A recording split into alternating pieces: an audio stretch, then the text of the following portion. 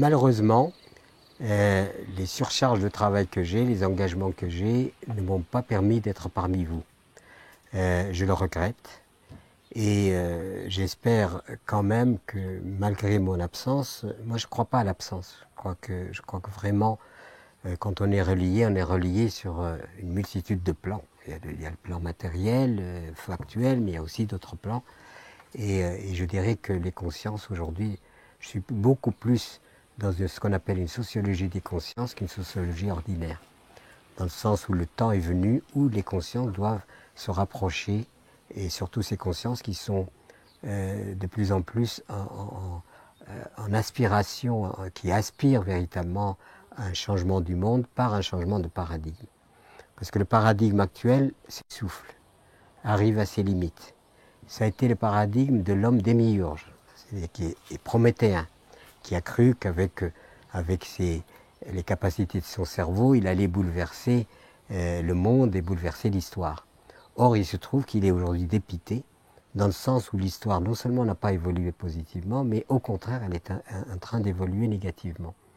Donc le temps est venu véritablement de repenser le monde, mais probablement sur un paradigme qui serait évidemment, qui inclurait bien sûr la bienveillance, le respect de la vie, le respect de l'être humain par l'être humain, parce qu'aujourd'hui, malheureusement, quand on étudie et qu'on observe objectivement la réalité de notre monde, on donne beaucoup plus d'importance à la destruction, à la mort, on consacre beaucoup plus de moyens aux outils à tuer qu'à la vie elle-même. Donc ce qui implique une faillite non seulement de l'être humain en tant que tel, mais il y a aussi une faillite de sa conscience et de son esprit. Et pour moi, le temps aujourd'hui, qui a été désacralisé, demande à être resacralisé. Mais comment resacraliser la vie? En ce qui concerne ma propre gouverne, tout le monde sait que je suis écologiste, tout le monde sait que je suis agroécologiste.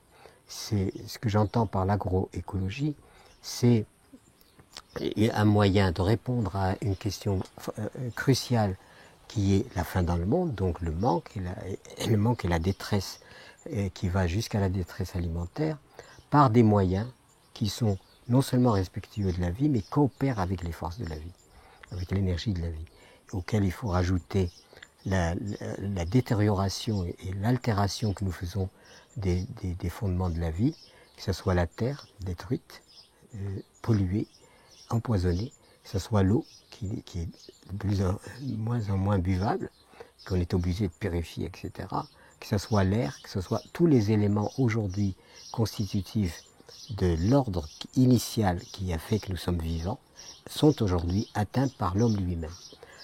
On ne parle pas seulement de l'homme contre l'humain, puisque l'homme contre l'humain est très violent et très méchant. La méchanceté humaine est quand même et dépasse tout ce qu'on peut imaginer. Et la méchanceté de l'être humain et l'inconscience de l'être humain à l'égard des éléments de la vie, c'est aussi un grand problème. Il y a juste quelques jours, une dame faisait une enquête sur l'eau et elle est venue me demander voilà, mon avis sur l'eau. Et je lui ai dit, madame, vous êtes de l'eau et je suis de l'eau. Et je pense que vous tous dans la salle, vous êtes de l'eau. Nous sommes donc de l'eau. Si on rassemblait l'eau que nous contenons, ça serait des mètres cubes d'eau qui sont dans cette salle. Donc ne séparons pas ce que la nature et nous-mêmes. Nous sommes nous-mêmes la nature. Et je pense que la Terre a espéré quand même avoir non pas un parasite destructeur, mais un admirateur. Et je crois qu'aujourd'hui, l'admiration, qui est l'acte sacré le plus profond, qui est celui de la reconnaissance à l'égard du divin, de ce que le divin nous a proposé, nous a offert, est maintenant en déficit.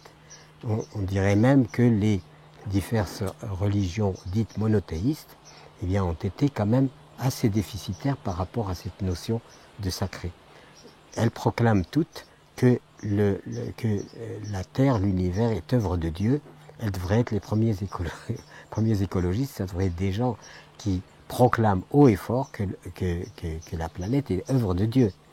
Alors on se demande pourquoi cette proclamation forte sur la planète est l'œuvre de Dieu et le peu d'engagement qu'ont eu les religions par rapport à cette problématique de la désacralisation. Alors ça me pose toujours problème. Voilà. Et c'est pour ça que dans l'action que j'essaye de mener très humblement, c'est comment finalement est-ce qu'aujourd'hui il n'est pas temps, compte tenu aussi de nos capacités à détruire la vie, nous avons empoisonné la terre, cette capacité à tuer et cette capacité à détruire et à polluer, le temps est vraiment venu que la conscience collective prenne conscience de son inconscience. Si nous ne prenons pas conscience de notre inconscience, nous allons être pris dans une logique sur laquelle on a de moins en moins de contrôle, et cette logique-là, elle est meurtrière. Pourquoi elle est meurtrière? Parce qu'elle a donné au lucre la toute-puissance. Et que, au lieu de percevoir notre planète comme une oasis magnifique au milieu d'un immense désert sidéral et astral, nous la percevons comme un gisement de ressources qu'il faut épuiser jusqu'au dernier arbre, au dernier poisson, à la dernière baleine, aux derniers éléphants, etc. Et donc nous sommes dans une vision qui est fausse, destructeur et obscurantiste. Je pense que si des extraterrestres observent, évoluer, observent les êtres humains, ils ne peuvent pas conclure que nous sommes intelligents. Parce que l'intelligence ne relève pas d'une certaine performance du cerveau. On a un cerveau qui est performant, certes, il nous fait faire des prodiges et des miracles technologiques.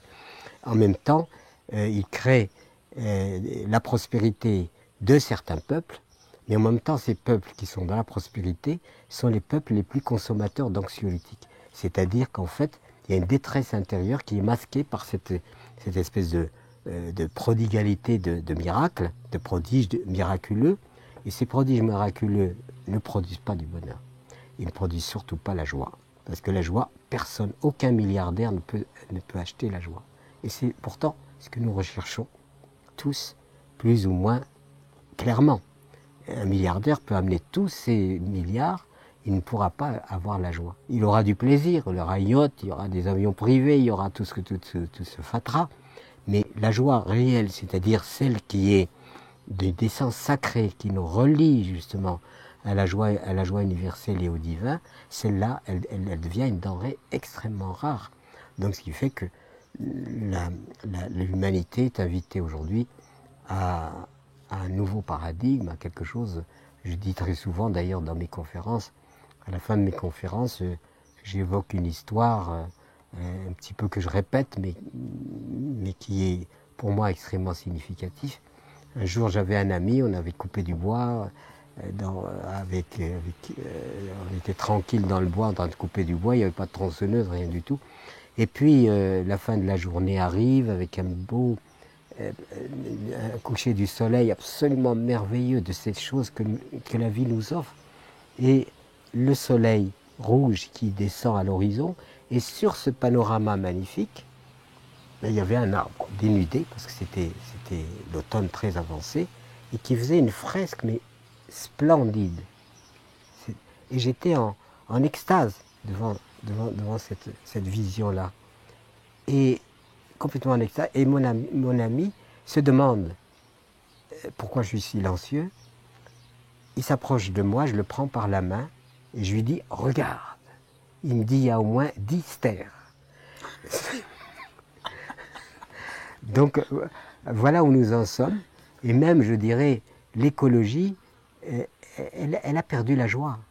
L'écologie, ce n'est pas simplement une question de trou d'ozone, de carbone, de machin, de trucs. L'écologie, c'est aussi la jubilation que nous donne la beauté de la vie. Un arbre, un beau paysage, la mer, c'est beau, tout est magnifique. Et nous, tout ce qui n'est pas indexé sur l'argent, tout ce qui rentre pas dans le discours scientifique ou pseudo-scientifique, parce qu'on est à genoux devant la science, mais la science a fait des horreurs, elle a fait des choses bien, mais elle a fait aussi la bombe atomique. Et là aussi, il faut quand même remettre les choses à leur place. Donc il s'agit aujourd'hui, pouvons-nous atteindre une élévation? J'aime pas trop le prise de conscience, parce que ça me rappelle un peu l'électricité. C'est comme s'il y avait une prise de conscience. Non, il y a une élévation de la conscience qui amène l'être humain en son fort intérieur à grandir. Voilà, à grandir, à s'épanouir et à s'ouvrir. Je peux parfaitement aller manifester contre les multinationales, contre la politique, contre les décisions que que je voudrais est rentrer chez moi et empoisonner la vie de ceux qui vivent autour de moi. Donc, compatible. De même, je peux manger bio, recycler mon eau et exploiter mon prochain. Donc il faut faire très attention de ne pas se laisser embarquer dans des mythologies qui en fait ne nous donnent pas la réalité des choses. Et la réalité des choses, c'est qu'aujourd'hui, pour qu'il y ait changement de société, il faut qu'il y ait changement de l'être humain lui-même.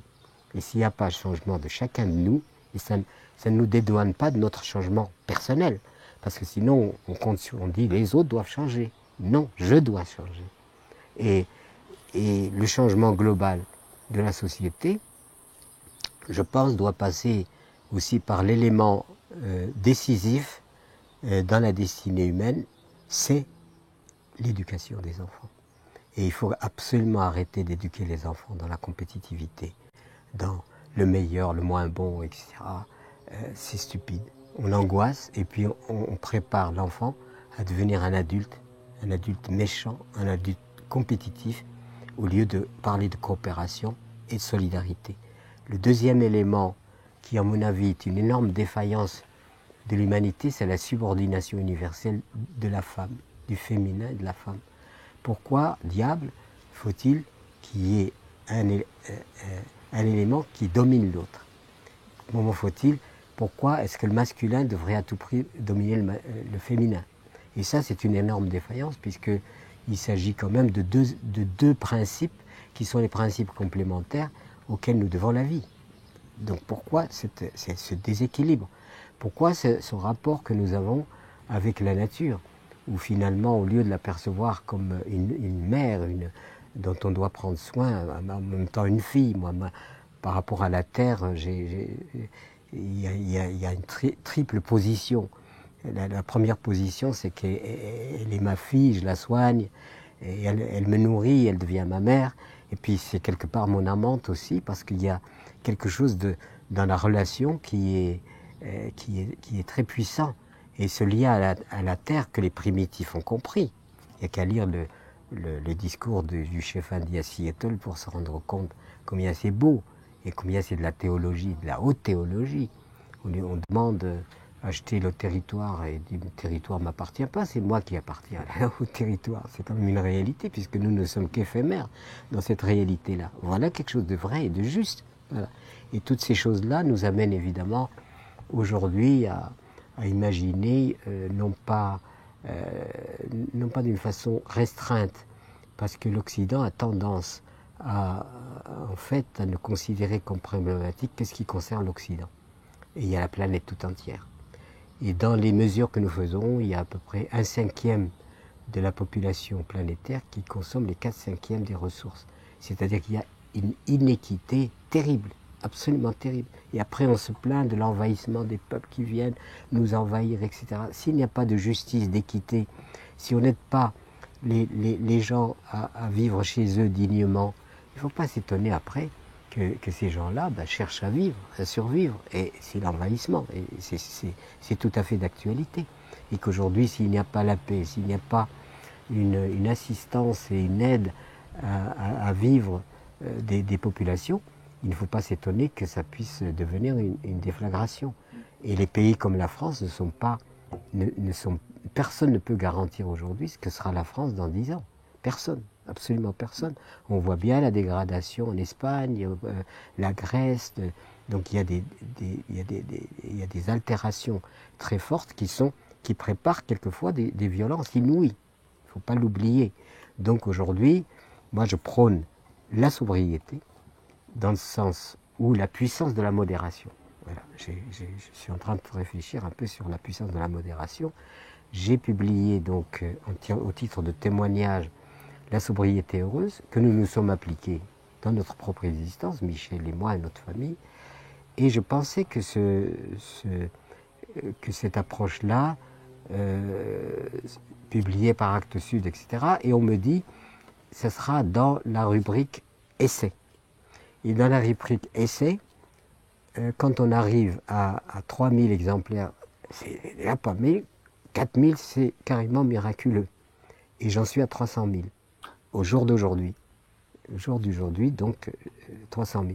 Ça veut dire quoi? Je ne suis pas en train de me vanter de cela, mais c'est parce que petit à petit, on commence à se rendre compte que l'excès de matière nuit à l'être, et que l'avoir excessif nuit à l'être, et qu'aujourd'hui, tout le monde est en quête de quel être, quel que nous pouvons vivre à l'intérieur de nous-mêmes, qui nous donne cette joie très rare et très précieuse, et que petit à petit, on est en train, le mérite disons du déclin aujourd'hui qui est réel, son mérite, c'est qu'il devient un enseignement. Et il nous enseigne finalement quoi? Revenons aux réalités de la vie, revenons à la simplicité, revenons à toutes ces choses qui sont extrêmement génératrices de satisfaction. Parce qu'autrement, le toujours plus indéfini que préconise la croissance économique indéfinie est stupide. Je le dis ouvertement, c'est complètement stupide parce que d'une part, on est sur une planète limitée et on ne peut pas avoir des prétentions illimitées. La population augmente, certes dans une inéquité terrible, et souvent je récuse alors fortement le principe selon lequel il y a la faim dans le monde parce que nous sommes nombreux. Et d'une façon générale, ceux qui disent que nous sommes nombreux, ce sont ceux qui viennent de rôter parce qu'ils ont bien mangé, ou qui sont entre la poire et le fromage, comme on dit. Alors là, des propos de table, c'est très bien quand on a bien mangé, mais on ne se rend pas compte que nous affamons les autres, et qu'il n'y a aucune raison pour les affamer. Le divin, la vie a fait les choses d'une façon tellement merveilleuse qu'un seul grain de blé peut nourrir l'humanité. Voilà la puissance de la vie. Elle est dans un grain de blé. Simplement un. Vous le semez, 10 épis, 40 graines par. Vous ressemez. Et ça n'est qu'un grain de blé. Donc la générosité que je sens divine à travers sa création est largement importante pour que les détresses de la faim disparaissent. Et toutes les autres détresses. Mais à la condition, évidemment, qu'on ne donne pas une prépondérance absolue au lucre, qui en fait a faussé complètement la notion d'économie. C'est pas ça, on appelle économie ce qui ne l'est pas. Ce qui est on dit économie, ce qui est dissipé, ce qui est gaspillé. On fait, dans les pays dits prospères, les déchets augmentent, les rebuts augmentent, 30 à 40% de production humaine sont faits pour jeter, sans compter tous les superflus possibles et imaginables. Alors qu'en fait, le besoin humain, c'est fondamental, c'est le pain, bien sûr, se nourrir, se vêtir, être abrité et être soigné ou se soigner. Ces quatre disons, critères sont incontournables, c'est totalement incontournable. Et du coup, il y a un brouillage dans l'esprit des gens. Parce que très souvent, quand on évoque une scène humaine méchante, on dit c'est la loi de la jungle. C'est pas vrai. Parce que quand un lion mange une antilope, il digère son antilope. C'est tout. Il a besoin de son antilope. Mais il n'a pas de banque d'antilopes, ni d'entrepôt d'antilopes pour vendre aux copains. C'est-à-dire qu'il ne prélève pas au-delà de ce qui lui est nécessaire à sa propre vie. Il faut bien qu'il vive, lui aussi, le pauvre vieux. Et quand on voit toute l'organisation extraordinaire de la vie, c'est basé sur la réponse à des nécessités. Et la nature ne fait pas de déchets. Rien de ce que la nature produit n'est un déchet. Même, et Dieu sait qu'en agriculture, on expérimente ça, parce que quand vous prenez des déchets, des fumiers, des pailles, des jeux, etc., vous les compostez, et vous les transformez, vous les faites fermenter, vous produisez quoi? De l'humus. Et l'humus, c'est l'élément clé du rebondissement de la vie. Dans la forêt, c'est l'humus qui sent bon et qui est le lieu du rebondissement de la vie. Et c'est pas pour rien que humus, humanité, humidité, c'est un peu la même étymologie. Donc on a d'une façon générale tout ce qu'il faut pour jubiler sur cette planète. Et pourquoi n'y arrivons-nous pas? Parce que c'est une faillite de l'esprit. Et tant qu'il y a cette faillite de l'esprit, je pense qu'il sera très difficile de corriger les choses. Et le temps est venu justement parce que là, on est dans une transition qui est décisive. Soit nous comprenons les règles fondamentales de la vie, nous les respectons, nous les honorons pour en être honorés et protégés, soit nous continuons à ne pas les respecter Et à mon avis, c'est l'extinction du genre humain. Et je ne dis pas ça pour affoler les gens. C'est pas du tout, c'est une réalité absolue qu'aujourd'hui, nos transgressions contre la terre qui nous nourrit, contre les végétaux, contre la terre est empoisonnée, ça donne une nourriture qui est empoisonnée. Et il y a un ami qui disait, avec la nourriture moderne, plutôt que de se souhaiter bon appétit, il faut se souhaiter bonne chance. Parce qu'en fait, dans la réalité, nous polluons notre propre organisme à travers les cycles de non-respect de la vie. Et donc la désacralisation en quelque sorte de la vie aboutit évidemment à célébrer la mort, à donner à la mort toute puissance. À partir du moment où on a cette conscience du caractère sacré de la terre, de la vie, de tout, évidemment ça ne peut pas ne pas influer. Et c'est ça ce que j'appelle le religieux. C'est là où on est vraiment relié. Parce qu'autrement, on est dans des envolées lyriques, poétiques, certes, etc. Mais on n'est pas, de mon côté, pour ma part, on n'est pas relié à cette vérité qui est porteuse de l'empreinte divine. Elle est porteuse de cela. Et je parlais du grain de blé, c'est prodigieux. Et tout est prodigieux. Donc aujourd'hui, il y a un réalisme, si vous voulez, qui est comment finalement sentir au-delà d'une simple perception, disons, de l'imagination ou du cerveau, en nous-mêmes, profondément en nous-mêmes, combien tout est sacré. Et que nous sommes nous-mêmes dans un univers sacré. Et que, par conséquent, transgresser ou polluer et détruire, c'est évidemment tout à fait le contraire de ce que l'être humain devrait, de la position qu'il devrait avoir, s'il est véritablement conscient que tout est sacré. Là, on doit choisir 24 mesures à proposer aux 196 chefs d'État, mais ce sont des mesures, il faut qu'on prenne des mesures qui soient des mesures intelligentes, réalistes, dans lesquelles on s'engage. Ces 24 mesures, c'est aussi pour chacun d'entre nous un engagement qu'on prend. Et un engagement concret, quelles seraient les mesures selon toi? À quoi tu penses tout de suite qu'on doit faire, qu'on peut faire? Où est-ce qu'on va? Je crois que rien ne marchera si je ne pars pas de moi-même. Rien ne marchera. Parce que je peux bouffer bio, recycler mon eau et exploiter mon prochain. Je veux dire, le problème, c'est pas de dire les représentants, etc. J'y crois qu'à moitié à ces choses-là, moi. Non, je pense qu'on a une responsabilité individuelle de savoir, moi, là où je suis, avec ma famille, avec mes proches, dans mon comportement vis-à-vis des autres, est-ce que je suis cohérent entre cette aspiration à la paix que je construis dans la relation, par la relation et à travers la relation, ou est-ce que je suis dans une théorie générale qui me dédouane finalement de voir les réalités de près. Et je peux aller manifester et revenir chez moi et empoisonner la vie de tous ceux qui m'entourent.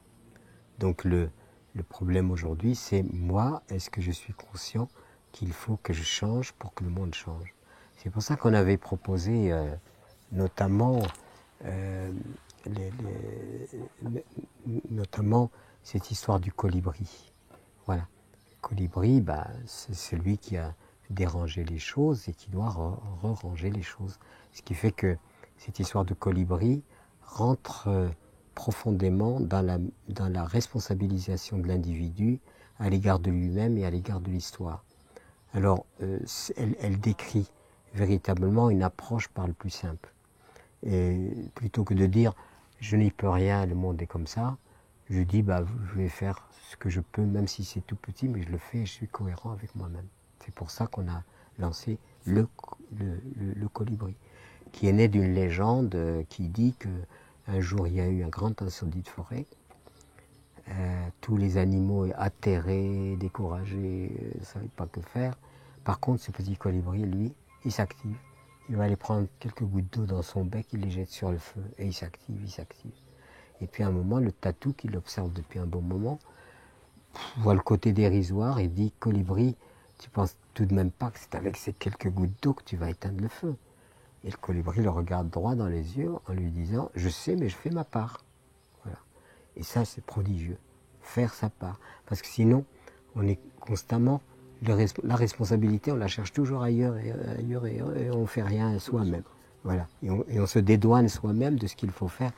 De ce qu'il faut faire. Certes, ça paraît dérisoire l'histoire du colibri, mais il est cohérent. Il ne va peut-être pas éteindre le feu à lui tout seul, mais il est cohérent. Voilà.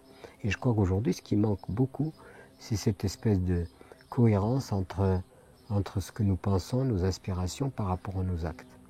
Et les actes, il ne faut pas les considérer comme anodins. Même des petits actes décrivent finalement, voilà, je pose mon acte. Je le pose. Il est peut-être insignifiant, mais je le pose. Et c'est ça ma liberté. Et c'est ça ma participation. Ma participation, elle est peut-être dérisoire, mais je suis cohérent à l'égard de moi-même. Voilà. Et c'est en fait ce dont manque le monde aujourd'hui, puisque, bon, même dans le monde politique, il y a l'élection des gens, on n'est pas content après, pas satisfait ou satisfait, mais enfin, très souvent pas satisfait, mais on a élu les gens. Donc j'ai une responsabilité, je ne peux pas me dédouaner de cette responsabilité. Et donc ce qui signifie qu'il y a des décisions qui passent en conscience, et ces décisions en conscience doivent être éclairées par bien autre chose que simplement un projet politique. Ils doivent être éclairés par quelque chose qui transcende la politique pour vraiment interpeller les consciences, et pas seulement. C'est pour ça qu'en 2002, nous avions tenté, nous sommes rentrés en politique, et notre slogan, c'était « Appel à l'insurrection des consciences ». Voilà. Et quelle planète laisserons-nous à nos enfants? Mais quels enfants laisserons-nous à la planète? Alors on a fait notre petite expérience, qui est quand même à relater, parce qu'elle est quand même significative. Il y a le rituel de trouver les signatures d'élus. Et on s'est dit, compte tenu qu'on sort du bois, qu'on est... voilà, on va peut-être collecter 3 signatures avec 3 maires en état d'ébriété, et puis voilà. Et puis finalement, on a atteint presque 200 signatures, on aurait eu même plus si on avait commencé plus tôt, sur des critères qui n'avaient rien à voir avec les critères politiciens. Voilà, c'est le féminin au cœur du changement, c'est incarner les utopies, c'est une agriculture saine pour nous nourrir, c'est une autre éducation des enfants. Et tous ces critères-là ne sont jamais pris, en quelque sorte, dans le débat politicien. Nous avons voulu introduire ces éléments-là parce qu'ils font partie de ce que nous considérons comme étant facteurs de réel changement et non pas simplement de transposition momentanée pour de nouvelles retranspositions et une dualité permanente, gauche-droite, etc. Moi, j'ai rien contre, chacun a ses convictions. Je ne suis pas en train de dire chacun vit ce qu'il a à vivre et répond aux convictions qui sont les siennes. Mais le changement radical et profond ne pourra pas se faire sans le cœur, sans la conscience et sans aussi le respect de la vie et donc sans la sobriété qui est nécessaire pour ne pas prélever au-delà de ce qui nous est nécessaire, gaspiller au détriment de nos frères humains qui n'ont rien à manger. Donc c'est toutes ces choses-là qu'on a voulu introduire dans notre propos et dans notre démarche. Et comme ça, tu as les 196 chefs d'État en face de toi. Qu'est-ce que tu leur dis? D'abord, je ne suis pas sûr qu'ils soient très puissants. Je ne suis pas sûr de ça. Il y a, paraît-il, 1500 milliardaires en dollars sur cette planète. Ces 1500 milliardaires en dollars, on peut être assuré qu'ils tiennent la planète. Parce que l'argent, malheureusement, est devenu l'élément dominateur avec lequel on acquiert le pouvoir. Et l'argent est perverti, puisque l'argent produit de l'argent, et il ne répond pas à des nécessités concrètes de ce qui nous est nécessaire pour notre survie biologique, ou tous les autres éléments. Donc il y a aujourd'hui une espèce de profanation générale de la planète, absolument subordonnée à ce mythe et à cette paranoïa qui concerne le profit financier. Et donc, tant que la finance aura le pouvoir, je ne pense pas qu'on puisse changer grand-chose. Maintenant, comment changer la puissance de la... Par la sobriété. Je veux dire, si je suis sobre dans mes besoins, ben je mets en difficulté, puisque il y a une grande partie du superflu qui rentre dans l'usage de la vie au quotidien des gens riches, enfin ce qu'on appelle la catégorie humaine riche.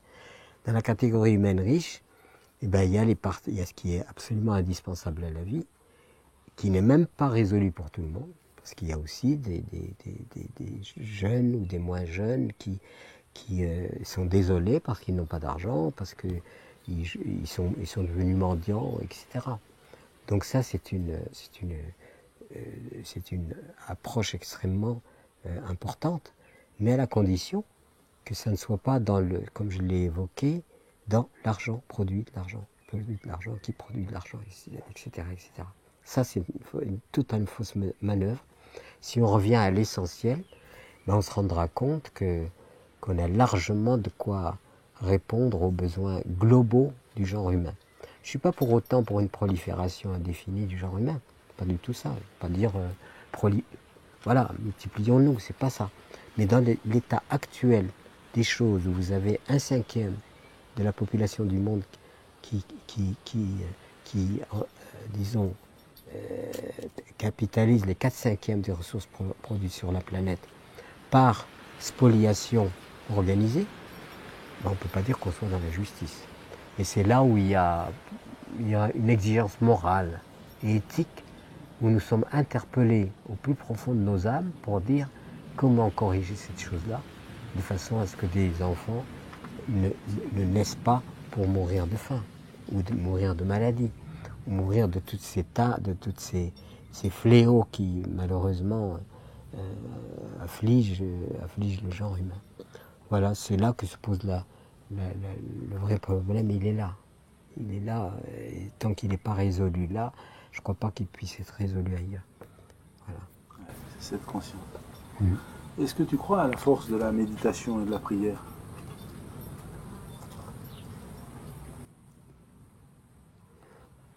Pour ce qui me concerne, la prière doit être dans toutes les secondes, toutes les minutes, et non pas un temps de prière. Moi, je ne fonctionne pas comme ça. C'est-à-dire que j'essaye de mettre de la prière dans mes gestes, dans ce que je fais. Et quand je suis dans mon jardin, ben, c'est une forme de prière, de soigner la terre, de soigner les choses. C'est pas une posture particulière dans laquelle je me mets pour dire, voilà, là je suis en train de prier. Chacun fait ce qu'il veut, fait comme il veut. Moi, je ne prie pas au sens conventionnel du terme, mais je suis toujours très attentif à ce que je fais reste dans l'ordre du sacré, reste dans l'ordre de la beauté. Est-ce que je ne détruis pas? Est-ce que je prends soin? Et j'ai la chance d'avoir un métier qui m'amène à prendre soin de la vie elle-même, c'est-à-dire de ce qui permet à tout un chacun de survivre. Parce que très souvent, quand il y a pénurie de nourriture, en ville, tout le monde se souvient qu'il a un cousin à la campagne. Parce qu'en fait, c'est lui qui tient la vie. C'est pas voilà. Et donc, il faut rentrer dans un réalisme qui nous permette finalement de situer les choses dans leur valeur réelle. Ce qui a une valeur réelle, c'est aujourd'hui ce que le divin nous donne, à travers la vie elle-même, et pas seulement ce que nous donne l'entreprise. J'ai rien contre l'entreprise, mais enfin, il y a quand même des situations dans lesquelles on vous met une miche de... Il n'y a plus rien, on vous met une miche de pain et un diamant, et à vous de choisir. Alors si vous voulez être croqueur de diamants, ça vous regarde, mais en tout cas, ce n'est pas avec ça que vous allez survivre. Donc il faut remettre les valeurs à leur place. Ce que nous donne le divin, ce que nous donne la vie est beaucoup plus important que les fioritures, disons, auxquelles on a recours pour dire qu'on est ceci et qu'on est cela. Je veux dire, il y a une vérité, et cette vérité, heureusement ou malheureusement, peut-être qu'elle aura un enseignement important, tel que évolue aujourd'hui l'espèce humaine, on va vers quelque chose de gravissime. Il y a quelque chose qui a toujours fait vieillir l'humanité depuis les origines. Ce sont par exemple les semences. Depuis le néolithique, l'être humain, quand il s'est découvert cultivateur, voilà, on fouille des graines et puis il fait pousser. Il est sorti de l'aléa du cueilleur chasseur-pêcheur. Et qu'est-ce qu'il a fait? Il a passé une convention et un contrat avec les énergies de la vie. Je sème des graines, je sollicite les énergies de la vie. Et les énergies de la vie ne me trahissent pas. La graine va pousser, elle va s'épanouir, elle va me donner ma nourriture. Ça, c'est fondamental, absolument fondamental. Et c'est pour ça que l'agriculture est un pas en avant formidable. Pourquoi? Parce que je peux stocker. J'ai récolté, je stocke, demain, je dors tranquille, demain, j'ai à manger. Voilà. Et ça a été pour le meilleur et le pire. Jamais Jules César ne serait allé conquérir les autres pays si les greniers ne suivaient pas. Parce que sans ça, alors ça a été pour le meilleur et le pire.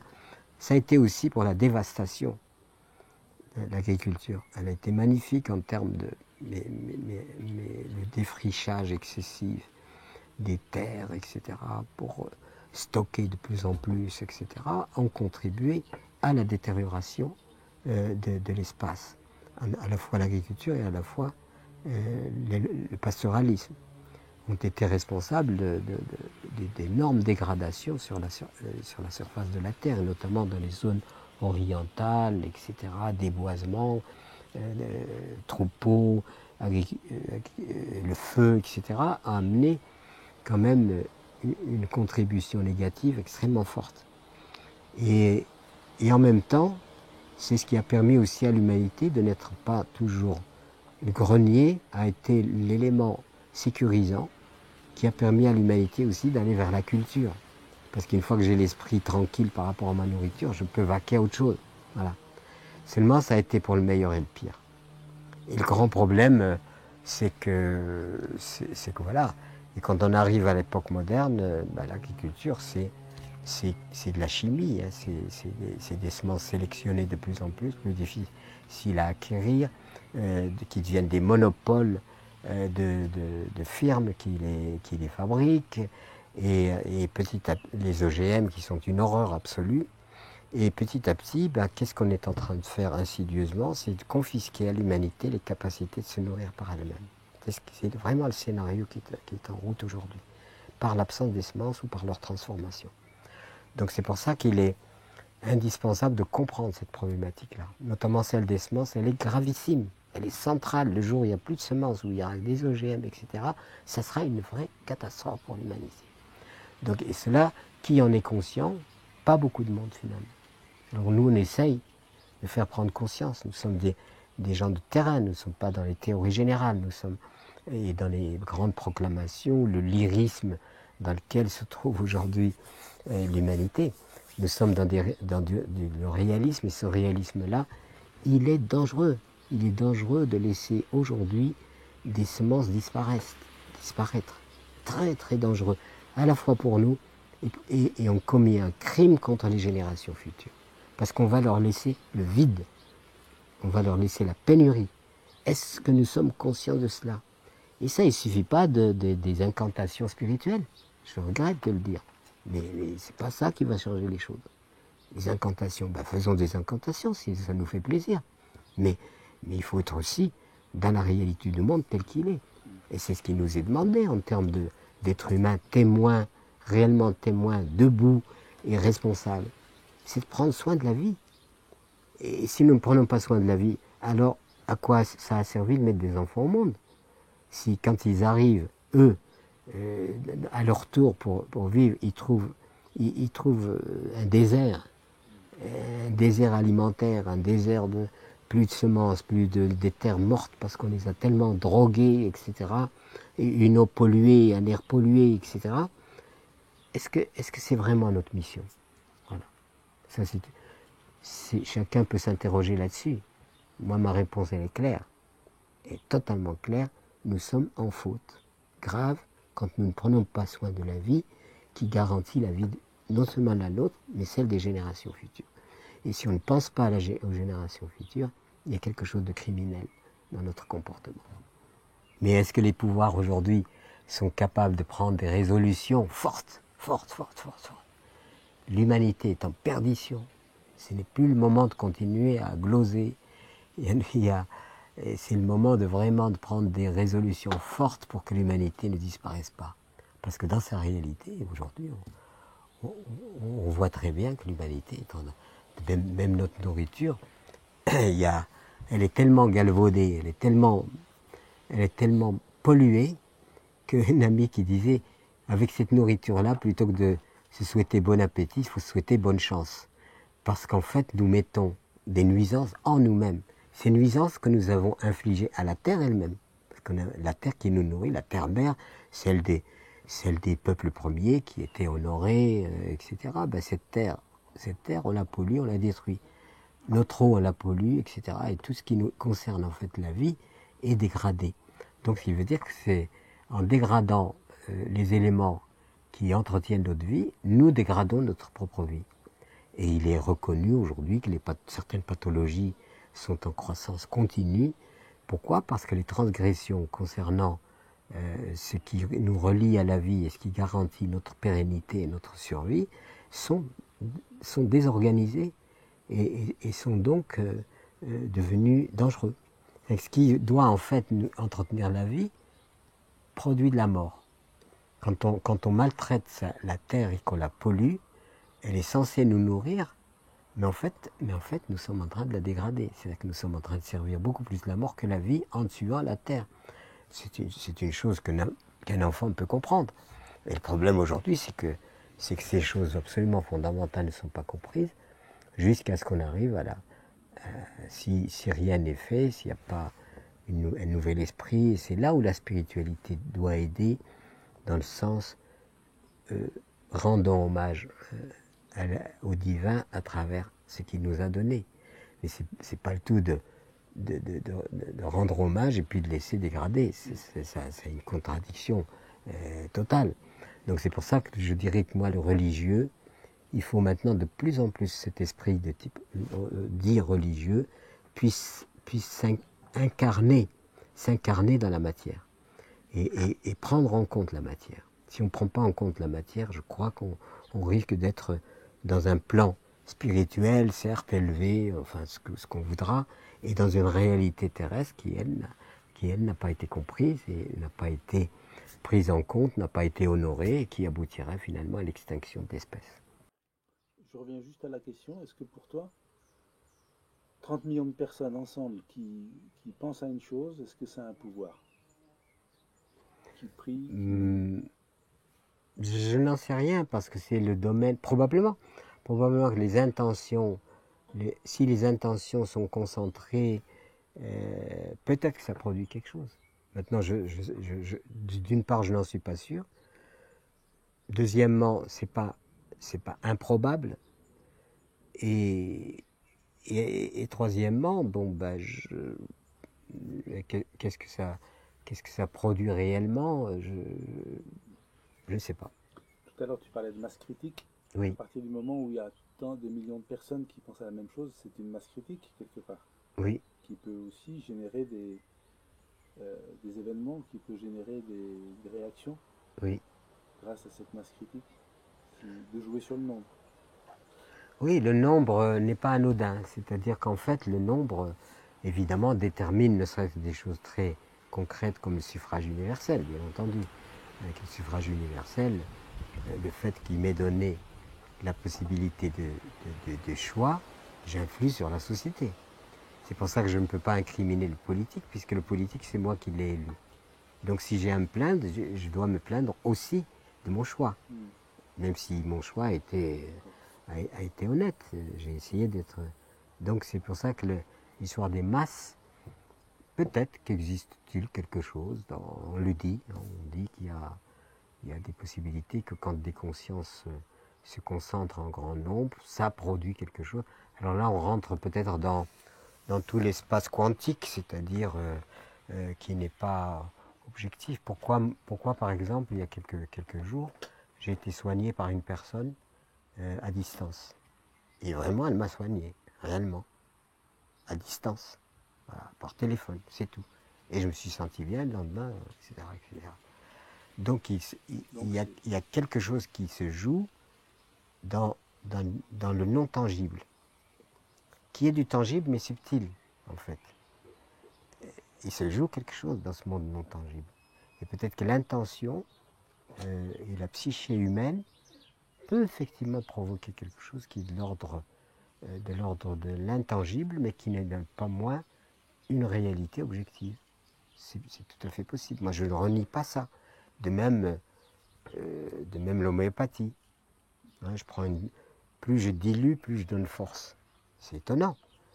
Alors que plus je dilue, plus je voudrais affaiblir. Et bien non, je donne de plus en plus de force. Et quand on atteint les très hautes dilutions, eh ben ça devient, et j'en sais quelque chose, il y a eu une erreur de prescription et ça m'a complètement... Donc en fait, c'est la loi du nombre. Plus je dilue, plus il y a eu de dilution, plus on est nombreux.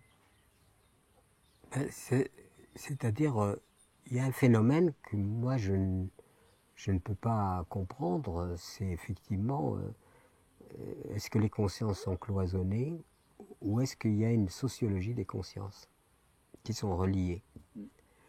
On ne peut pas nier que si on est reliés. Le moment qu'on a pensé ensemble, il s'agit bien d'un élément de conscience. Tu me poses des questions, je réponds à ces questions. Donc il y a quelque part quelque chose qui se passe entre nous au plan, évidemment, il faut connaître la langue. Si je ne sais pas ce que tu me demandes, je ne peux pas te répondre.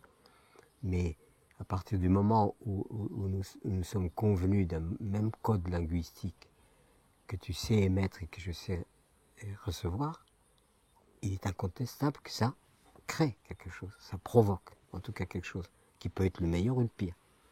Ça peut être, je dis à la personne je t'aime, ça ne produit pas la même chose que je te hais ou je te déteste. Ça ne produit pas du tout la même chose. Donc rien que le verbe comme ça peut provoquer le meilleur et le pire, peut provoquer, il est agissant, c'est incontestable. Voilà.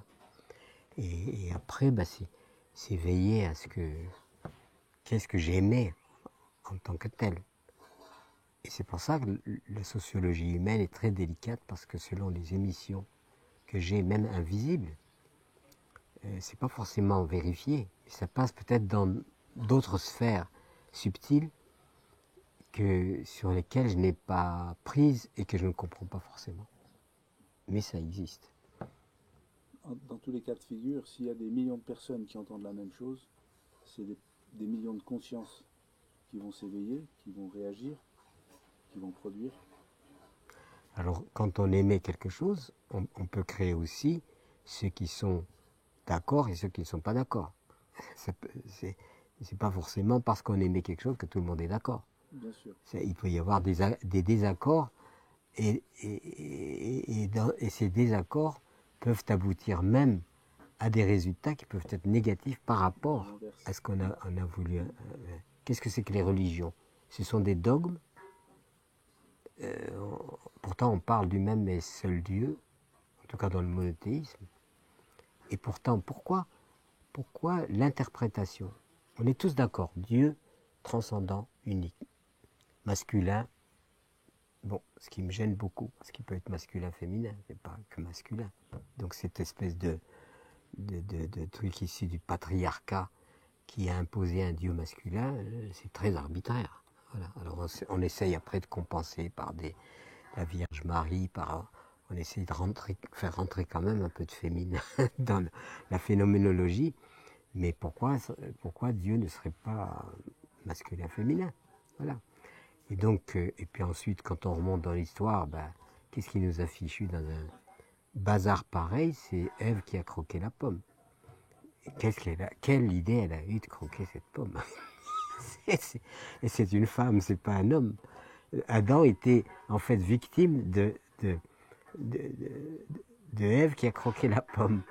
Alors on édifie comme ça tout un tas de mythologies qui n'ont aucune assise positive, objective, qui sont capables de nous donner une intelligibilité de ce que pourrait représenter le divin. Voilà. Et tout est comme ça. Et tout est régenté par le fait qu'on a besoin d'une logique, et malheureusement, chacun a sa logique.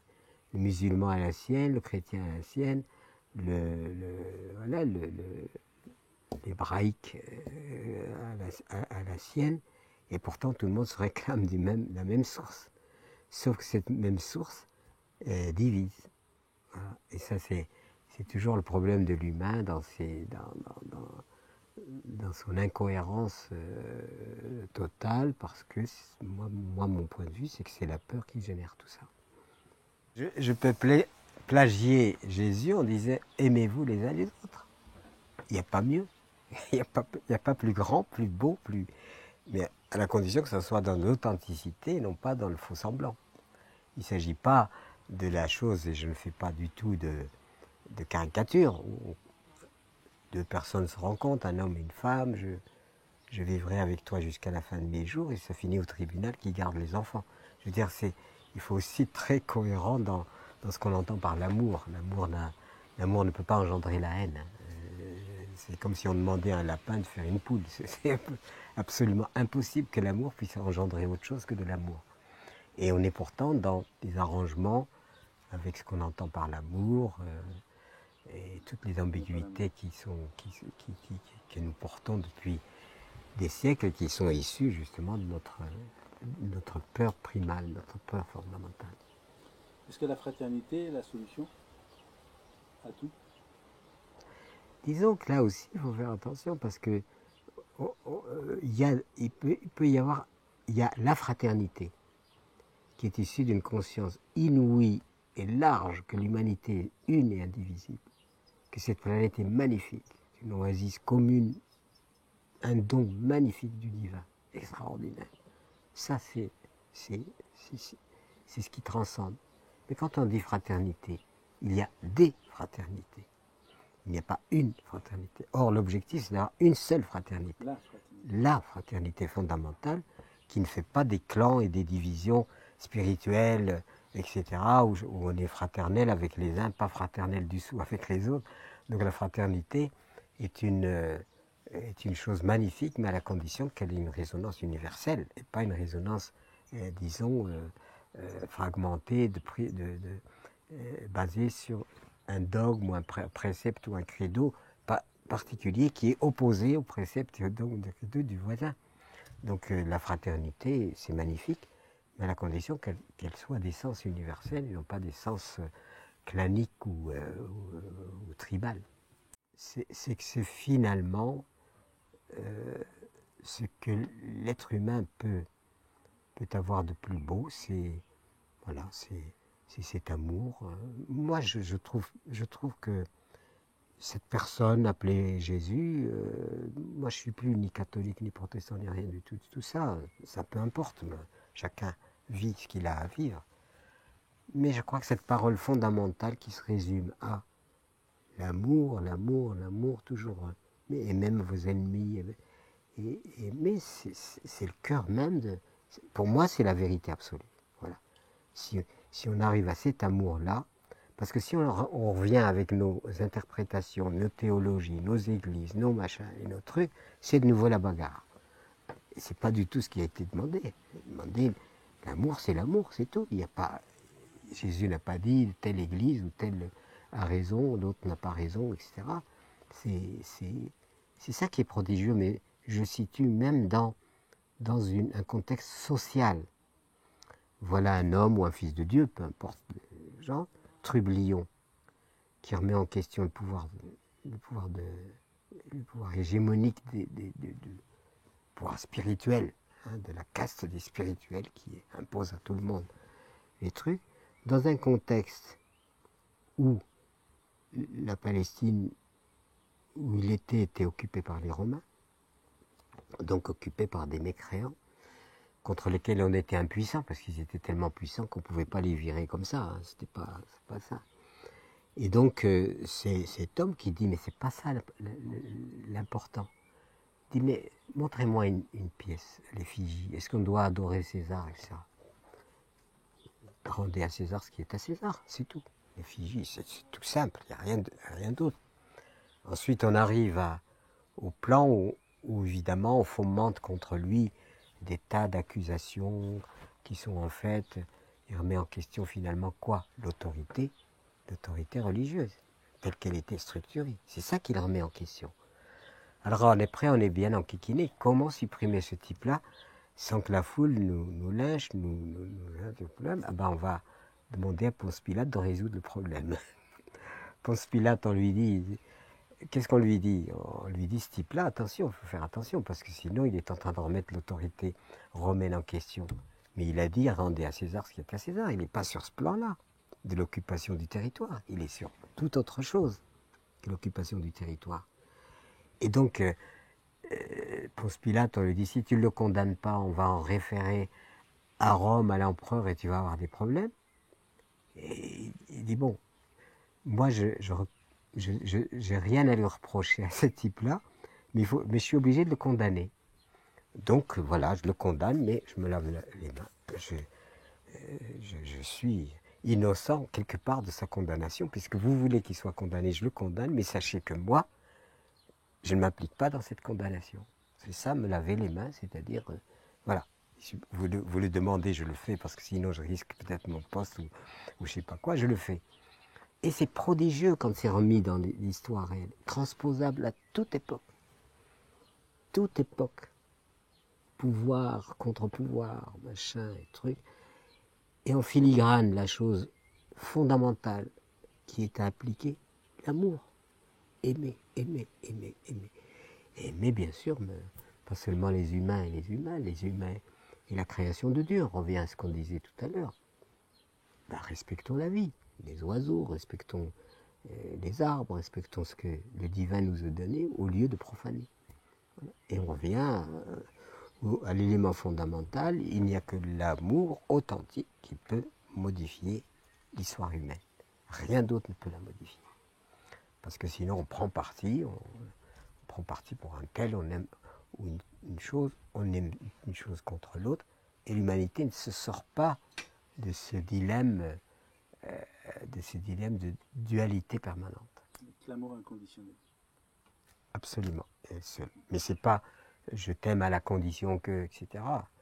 Non, j'aime, c'est tout. Alors je dis pas que j'y réussis. Et je suis pas avec mon auréole pour dire oh, regardez comme je suis un saint. Non, je suis pas. J'ai rien de tout ça. C'est simplement évident dans mes limites d'homme simple, d'homme qui essaye de faire ce qu'il peut. Ça, je l'ai compris. Voilà. Et à côté de ça, j'ai mes défauts pourraient remplir 4 volumes et mes défaillances, mes insuffisances. Je ne suis pas là en train de donner l'exemple à quoi que ce soit.